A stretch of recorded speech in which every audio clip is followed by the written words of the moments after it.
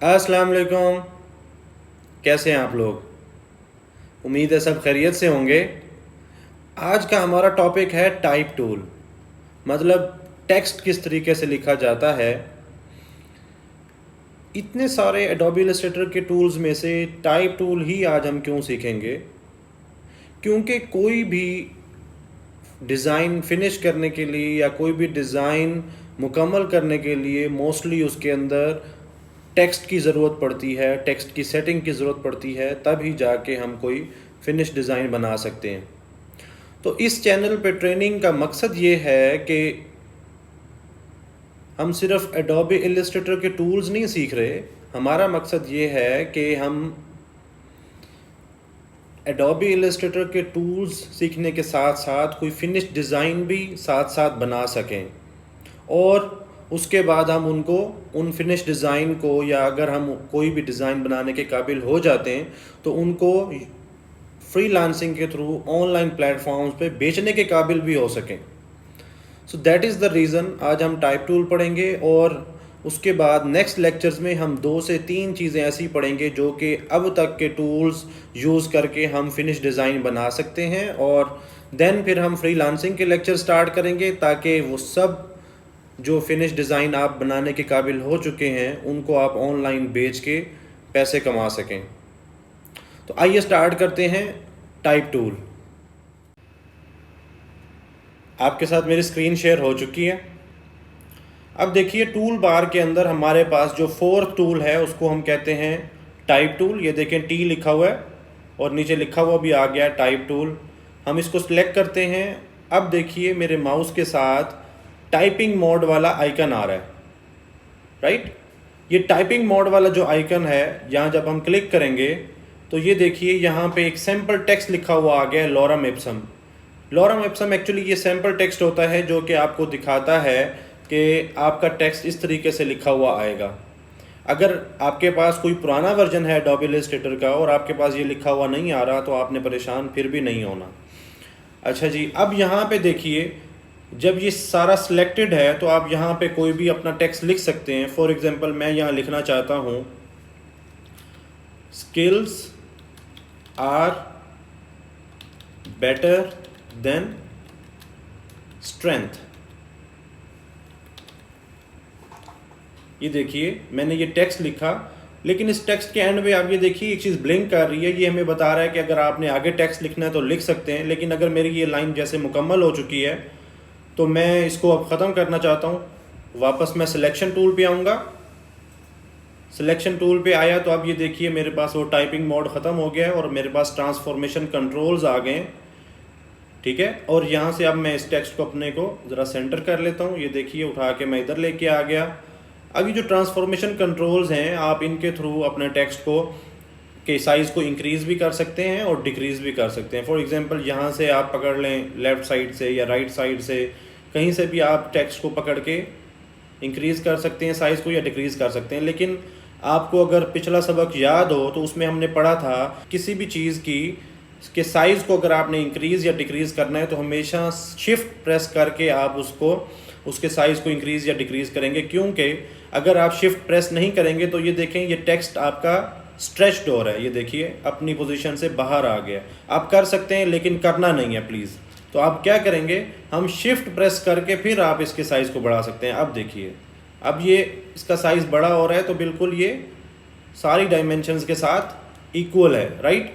और अगर आप शिफ्ट प्रेस नहीं करेंगे तो ये स्ट्रेच हो जाएगा और ये बिल्कुल गलत है, ग्राफिक डिज़ाइनिंग के असूलों के ख़िलाफ़ है, तो आपने नहीं करना। ये कहीं एक्सेप्शनल केस, अगर कहीं आप कोई डिज़ाइन सेंस क्रिएट करना चाह रहे हैं, लेकिन मैं अभी आपको रिकमेंड नहीं करूँगा कि इस तरह की डिज़ाइन सेंस क्रिएट ना कीजिएगा प्लीज़। तो हमेशा जब भी आपने साइज़ को इंक्रीज़ या डिक्रीज़ करना हो टेक्स्ट के या किसी भी शेप के, तो आपने क्या करना है, शिफ्ट प्रेस करके करना है। यस, शेप के अंदर हमारे पास ऑप्शन होती है कि अगर हमें कोई ओवल बनाना है या हमें कोई रैंडम एक रेक्टेंगल बनाना है तो उसके अंदर हम फिर शिफ्ट प्रेस नहीं करते। लेकिन टेक्स्ट एक ऐसी चीज़ है जिस पे हमेशा जब भी आप अगर इसका साइज़ इंक्रीज़ या डिक्रीज़ करना चाह रहे हैं उसके ट्रांसफॉर्मेशन कंट्रोल्स के थ्रू, तो आपने शिफ्ट प्रेस करके रखना है, राइट। अब हम आगे चलते हैं। ये देखिए, हमारे पास ये एक टेक्स्ट आ गया। जैसे ही हम ये कोई टेक्स्ट लिखते हैं तो हमारे पास कंट्रोल बार में ये कुछ चीज़ें तो नॉर्मल हैं, लेकिन उससे आगे देखिए ये कुछ नई चीज़ें हैं। इनमें से हम देख लेते हैं कि कौन कौन सी चीज़ें जो है हमारे टेक्स्ट से रेलेवेंट हैं, हमारे टाइप टूल से रेलेवेंट हैं। आप ये देखिए सबसे पहले हमारे पास यहाँ पे मायरिड प्रो लिखा हुआ आ रहा है। ये क्या चीज़ है? मायरिड प्रो एक्चुअली एक फ़ॉन्ट का नाम है, एक राइटिंग स्टाइल का नाम है। क्योंकि दुनिया में बेतहाशा राइटिंग स्टाइल्स मौजूद हैं, तो इसीलिए ये डिसाइड कर लिया गया कि हर राइटिंग स्टाइल को एक नाम दे दिया जाए ताकि उसको आप आइडेंटिफाई कर सकें। डिफरेंट डिज़ाइंस के अंदर डिफरेंट आप राइटिंग स्टाइल लगा सकें। तो उसके लिए क्या होता है, हर राइटिंग स्टाइल को एक नाम दे दिया गया और बेतहाशा राइटिंग स्टाइल्स मौजूद हैं दुनिया में। और ये देखें आप, मेरे यहाँ पे आपको नज़र आ रहे होंगे, राइट। और दूसरा ये है कि आपके पास भी हो सकता है कुछ डिफरेंट हों, लेकिन बहुत सारे फ़ॉन्ट्स जो हैं आपके पास ऑलरेडी मौजूद होते हैं डिफ़ॉल्ट के तौर पे। सो आप भी यहाँ से कोई भी फ़ॉन्ट्स देख सकते हैं। अब ये देखिए जैसे ही मैं कोई माउस ओवर करता हूँ किसी फ़ॉन्ट पे, तो देखिए मेरा टेक्स्ट वैसे ही कन्वर्ट हो जाता है, क्योंकि मेरा टेक्स्ट जो है ऑलरेडी सिलेक्टेड है। और जिसकी वजह से मैं जो भी टेक्स्ट के ऊपर माउस ओवर करता हूँ वो टेक्स्ट मुझे लिखा हुआ आ जाता है कि मेरा जो टेक्स्ट है वो कैसा नज़र आएगा इस फ़ॉन्ट के अंदर। ये देखिए, राइट, ये आप चेक कर सकते हैं। सो ये आपके पास बहुत सारे फ़ॉन्ट्स अवेलेबल हैं, आप कोई भी फ़ॉन्ट यूज़ कर सकते हैं। याद रखिए फ़ॉन्ट्स की थ्योरी, फ़ॉन्ट्स की लॉजिक और कौन सा फ़ॉन्ट किस जगह पे यूज़ होगा वो सारा हम बिल्कुल अलग लेक्चर में पढ़ेंगे। यहाँ पे सिर्फ आपको बताने का मकसद ये है कि फ़ॉन्ट्स राइटिंग स्टाइल होते हैं डिफरेंट, और वो आप इम्प्लीमेंट कर सकते हैं यहाँ से आके, राइट। ये देखिए ये हमारे पास कुछ फ्लावर राइटिंग है, डिफरेंट तरीके की आपके पास यहाँ पे ऑप्शंस मौजूद हैं। राइट अवे हम यहाँ पे आ जाते हैं और मायरिड प्रो ही सिलेक्टेड रखते हैं। आगे देखिए हमारे पास फ़ॉन्ट स्टाइल की ऑप्शन है, ये रेगुलर लिखा हुआ है।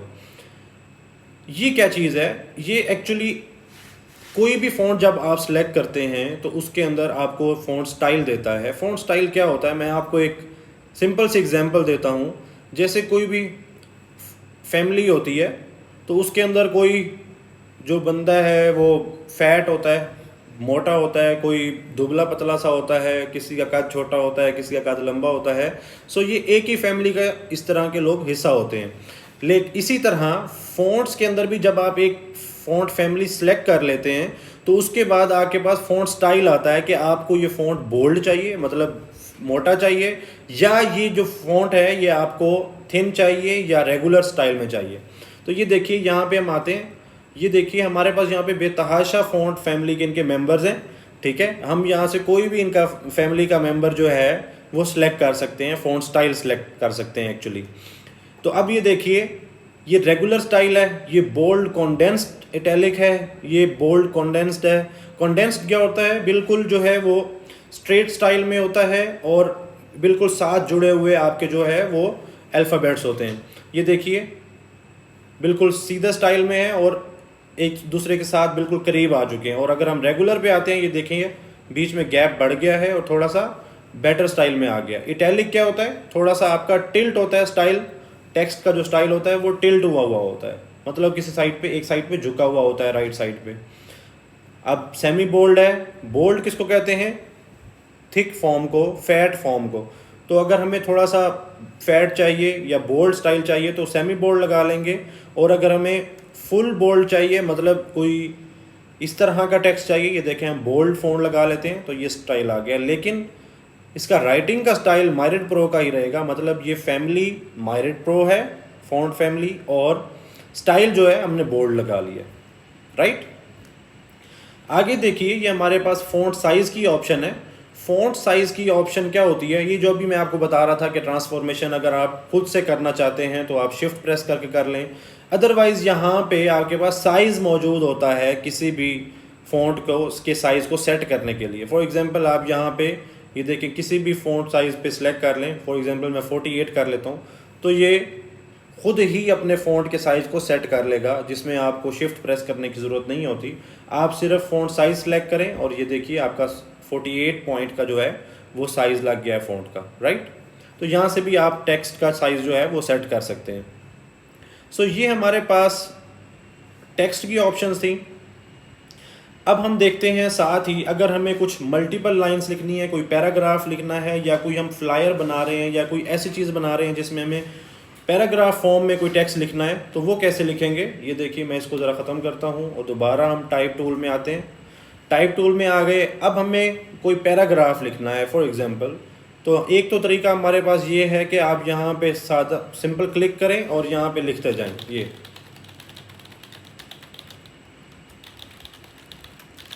कुछ भी लिखते जाएं, राइट। ये सैंपल मैंने एक लगा लिया, एक ये तरीका है। दूसरा तरीका क्या है, दूसरा तरीका ये है कि आप यहाँ पे आएंगे, मैं अगेन इसको टाइप टूल सेलेक्ट करता हूँ।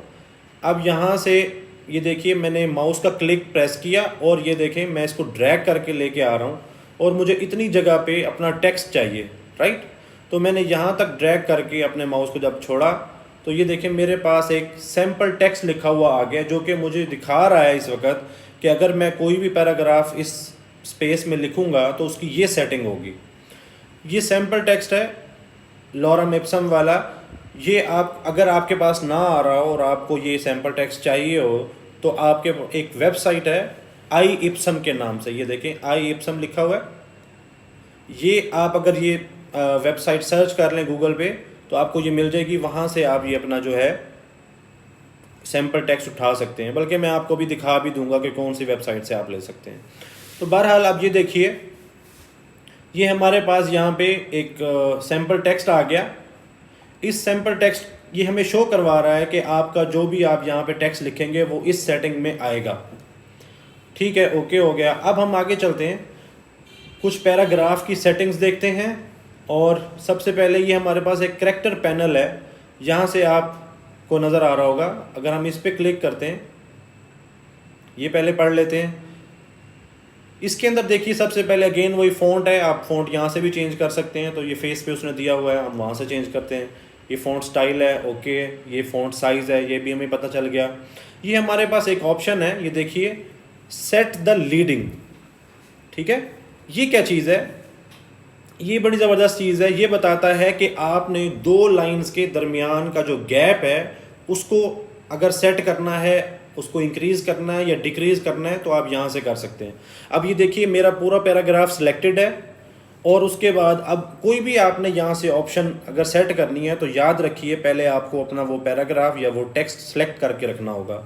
अब हमने क्या करना है, हम यहाँ पे अगर ये देखिए मैं ऊपर वाले एरो जो अप साइड पे जो एरो जा रहा है, अगर मैं इस पर क्लिक करता हूँ तो ये देखिए मेरी जो लाइंस का साइज़ है वो बढ़ता जा रहा है, जो दरमियान की स्पेस है वो बढ़ती जा रही है। ये देखिए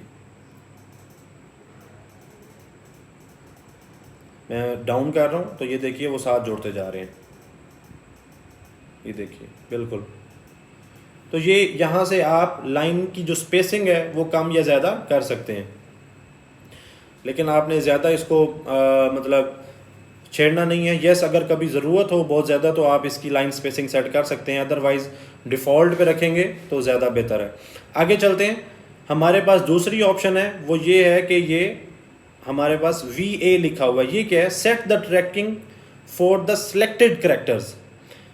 ये जो कोई भी आप करेक्टर सेलेक्ट कर लें उसके बाद उनके दरमियान की जो स्पेसिंग है, जो करेक्टर्स लिखे हुए हैं बहुत सारे, ये देखेंगे जो पूरा पैराग्राफ लिखा हुआ है, इनकी जो दरमियान की स्पेसिंग है आपस की एक एक करेक्टर की। फॉर एग्जांपल ये लॉरम इप्सम लिखा हुआ है, तो लॉरम के अंदर LOREM के दरमियान की जो स्पेसिंग है वो कैसे सेट करनी है, या अगर आप वो बढ़ाना चाहते हैं या कम करना चाहते हैं तो वो यहाँ से होगी। फॉर एग्जांपल ये देखिए आपको करेक्टर्स के दरमियान की स्पेसिंग बढ़ती हुई नज़र आ रही होगी, राइट। ये आप बढ़ा सकते हैं अगर आप चाहते हैं तो। ओके हो गया, मैं इसको दोबारा सेट कर रहा हूँ। उसके बाद हमारे पास ये एक ऑप्शन है जो कि set the Corning between two characters. ये बड़ी ज़बरदस्त ऑप्शन है। ये ऑप्शन कहती है कि आप कर्निंग किसको कहते हैं, कर्निंग कहते हैं स्पेस को, किसी भी दो करेक्टर्स के दरमियान की जो स्पेस है उसको आप कम या ज़्यादा कर सकते हैं। भाई ये तो हमने अभी देख लिया, ये हमने यहाँ पे जब हम ये कर रहे थे अपने पास ट्रैकिंग सेट कर रहे थे तो उसमें हमारे पास जो करेक्टर्स की स्पेसिंग है वो सही हो रही थी। तो इसका क्या फ़ायदा है, ये कहता है आप कोई भी 2 करेक्टर सेलेक्ट करें, सारे करेक्टर्स की कर्निंग नहीं करेगा। फॉर एग्जांपल अगर मैं यहाँ पे इसको सेलेक्ट करता हूँ तो देखें आपके पास यहाँ कोई ऑप्शन मौजूद नहीं है, ये सारी ऑप्शंस आपके पास जो हैं ये हाइड हुई हुई हैं, राइट। नॉर्मली हम जो इसको रखते हैं वो ऑप्टिकल रखते हैं ताकि मतलब नज़र आने में और पढ़ने में आसानी हो, वो सब करेक्टर्स की जो स्पेसिंग है वो ऑटो सेट कर लेता है। अब ये देखें ये जो मेरे पास आर और ई लिखे हुए हैं, इनके दरमियान में मैंने अपना टेक्स्ट का जो है वो मोड रखा है, राइट, यहाँ पे कुछ लिखने के लिए। और अब मैं करेक्टर्स वाली ऑप्शन खोलता हूँ और इसमें कर्निंग में जाता हूँ तो अब ये देखिए मेरे पास सारी ऑप्शंस ऑन है, ठीक है। यहाँ से अब देखिए फॉर एग्जांपल मैं इधर आता हूँ और इसको अपने माउस के स्क्रॉल से ऊपर लेके जा रहा हूँ 7 8,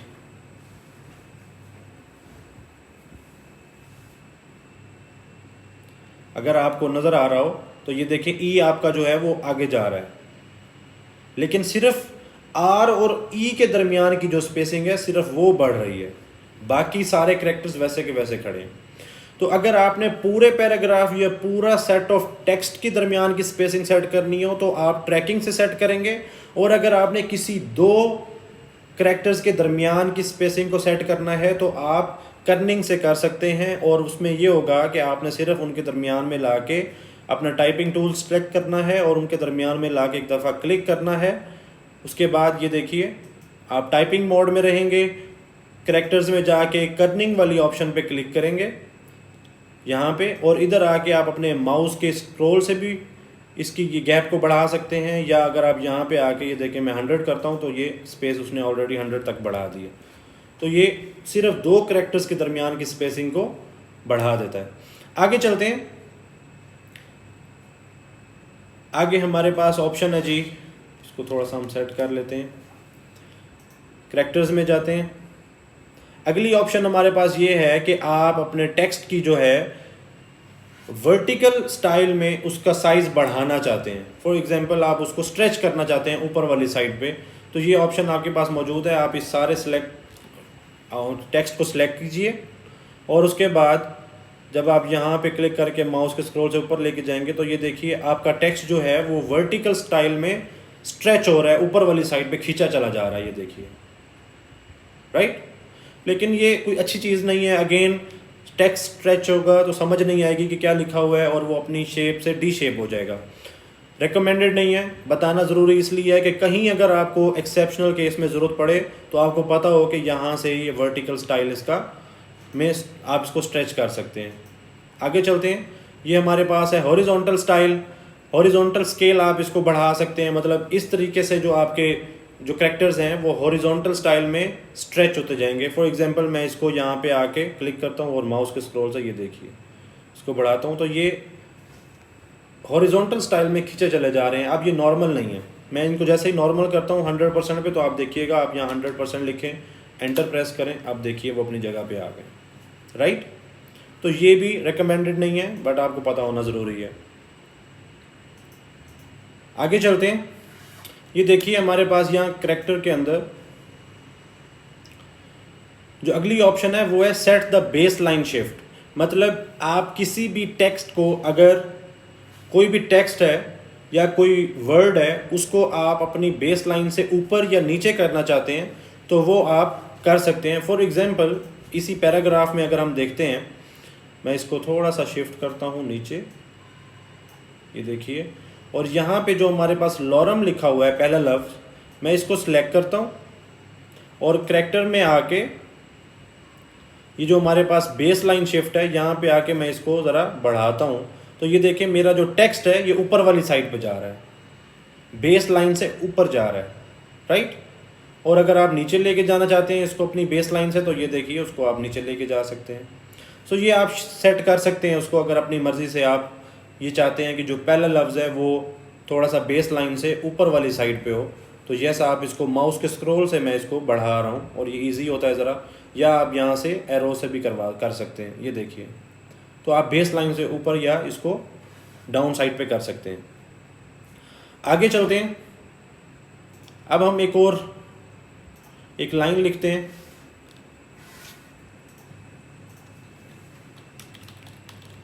skills are better than strength.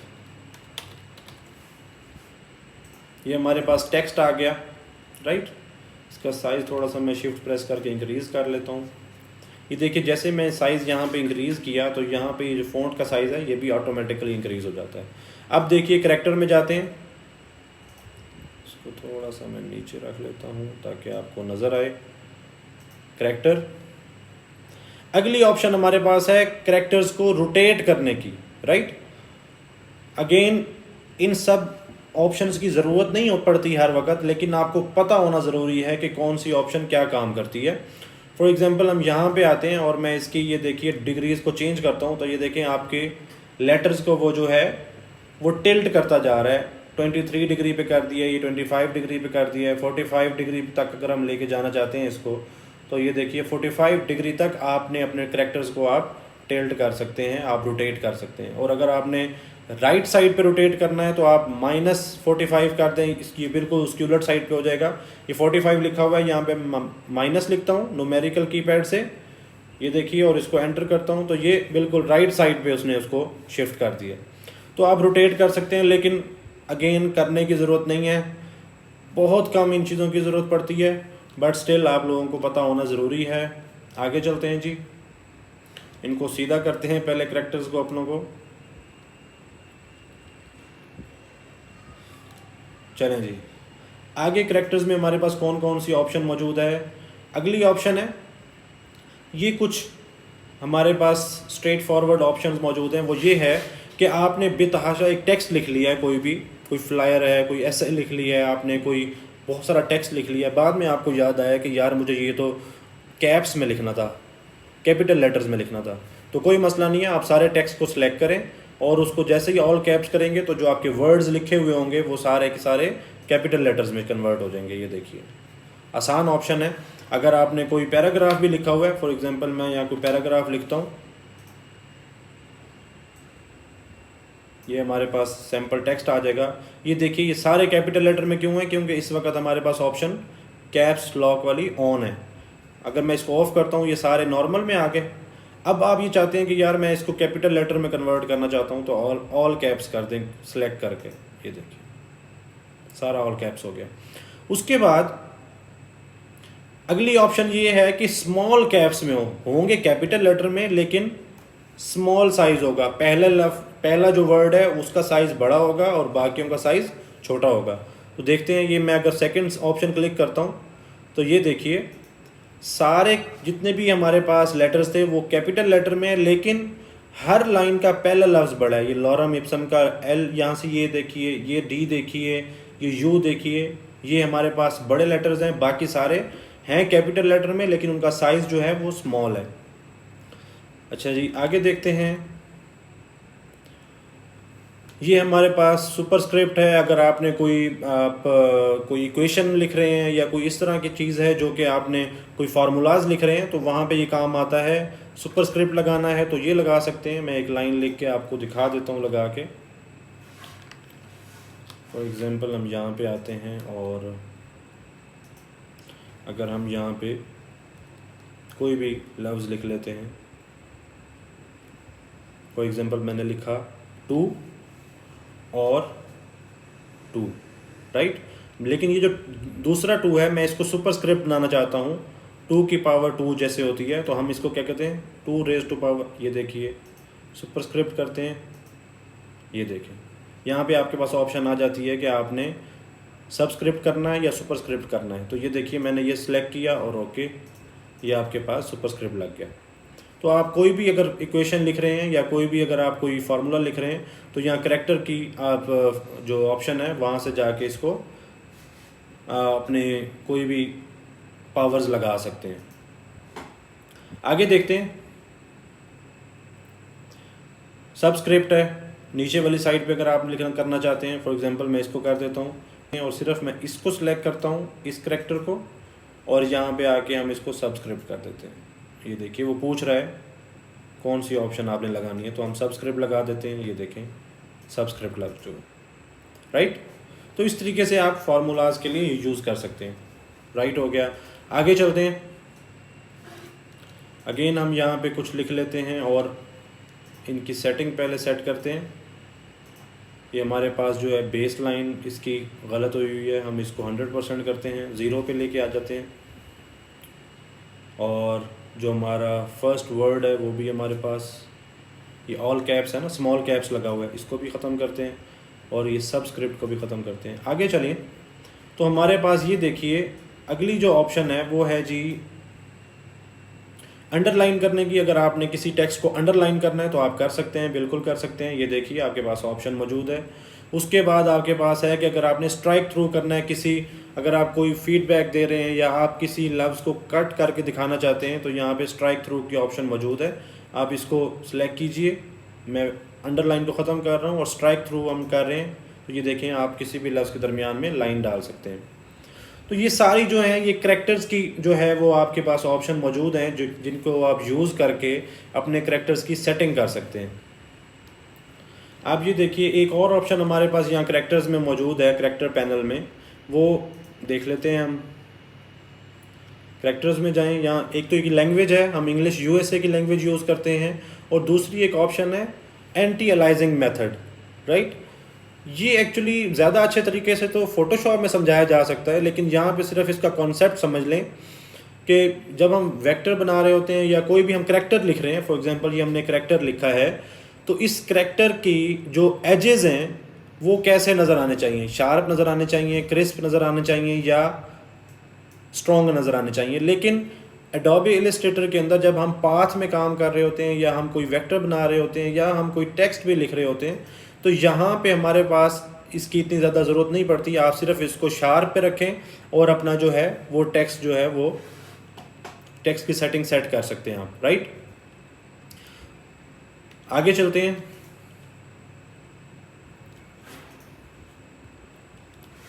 अब ये देखिए हम यहाँ पे एक पैराग्राफ लिख लेते हैं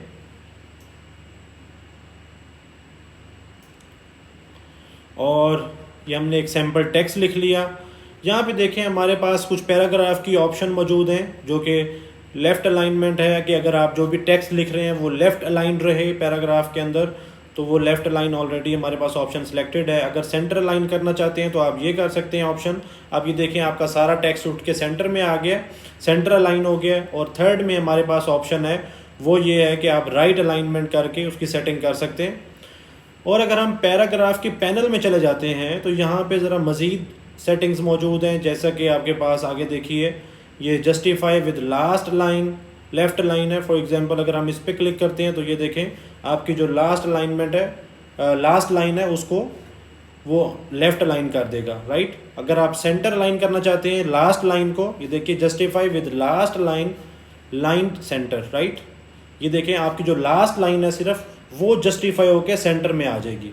अगर आप लास्ट लाइन को राइट लाइन करना चाहते हैं तो ये देखिए आपकी जो लास्ट लाइन है वो उठ के हर पैराग्राफ की लास्ट लाइन उठ के राइट साइड पे आ गई है। और अगर आप पूरे पैराग्राफ को पूरे टेक्स्ट को जस्टिफाई करना चाहते हैं ऑल लाइंस को, तो आप ये ऑप्शन क्लिक कर सकते हैं। ये देखिए उसने जस्टिफाई कर दिया एंड देन आप उसकी लास्ट लाइन को सेट कर सकते हैं। अगर आप यहाँ से सेट करना चाहते हैं, ये देखिए बिल्कुल आपका जो पैराग्राफ है वो सेट हो चुका है। आगे देखते हैं हमारे पास ऑप्शन है, अगली ऑप्शन इंडेंट की ऑप्शन है। ये ऑप्शन जो है हमारे पास आती है कि आप अगर पूरा जो आपने ये टेक्स्ट लिखा हुआ है इसको आप थोड़ी स्पेस के बाद स्टार्ट करना चाहते हैं, आप इसको एक स्पेस देना चाहते हैं, तो आप क्या करेंगे यहाँ पे आके ये देखिए अगर मैं अपर वाला जो हमारा एरो है अगर मैं उस पर प्रेस करता हूँ तो ये देखिए आपका जितना भी टेक्स्ट है यहाँ पे जो पैराग्राफ्स का सारा टेक्स्ट है ये उठ के आगे आ रहा है, ठीक है। ये इंडेंट होती है सारे टेक्स्ट के ऊपर जो अप्लाई हो रही होती है। उसके बाद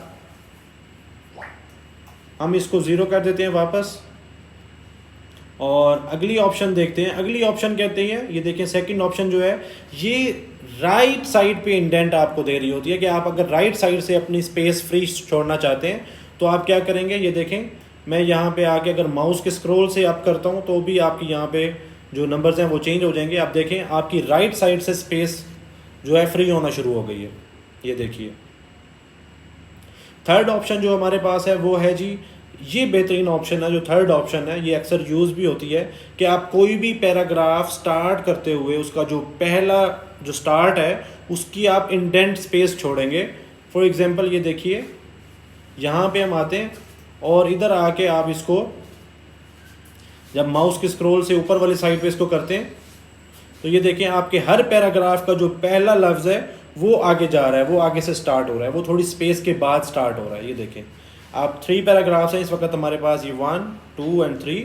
आप ये देखें जब हम इसको ऊपर करते हैं तो ये देखें ये तीनों पैराग्राफ्स की पहली लाइन के साथ इंडेंट ऐड हो रहा है, राइट। उसके बाद अगली ऑप्शन जो है हमारे पास वो ये है कि ये जो 4th ऑप्शन है ये कहता है कि हर पैराग्राफ के से पहले हमें स्पेस छोड़नी है।